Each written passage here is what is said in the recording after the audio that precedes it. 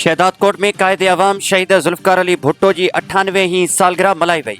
मोहम्मद त्वाहा जी report मूजिब मीर हसन अली ब्रोही जे रिहाइशगाह ते पाकिस्तान जे अज़ीम अॻवान कायदे अवाम शहीद जुल्फकार अली भुट्टो जी 98वीं सालगिरह जोश ऐं जज़्बे सां मल्हाई वई। इन सिलसिले में शहीद भुट्टो जी सालगिरह जो केक काटियो वियो। पीपी शहदादकोट जे अॻवान मीर हसन अली ब्रोही जी रिहाइशगाह ते सालगिरह जी तक़रीब मुनक़िद थी, जंहिंमें पार्टी अॻवाननि ऐं कारकुननि वॾे अंग में शिरकत कई। उन मौक़े ते मीर हसन अली ब्रोही, अब्दुल्ला खान मक्सी, असगर खोसो ऐं ॿियनि चयो त शहीद जुल्फकार अली भुट्टो अवाम खे सियासी शऊर ॾिनो ऐं मुल्क जे मज़लूम, हारी, मज़दूर ऐं पुरित तबिके खे ज़बान बख़्शी। अॻवाननि चयो त शहीद भुट्टो जो नारो रोटी, कपिड़ा ऐं मकान रुगो सियासी नारो न पर समाजी इनक़लाब जो पैगाम हो, जंहिंसां ग़रीब ऐं महरूम तबिके खे पंहिंजे हक़नि जी सुञाणप मिली।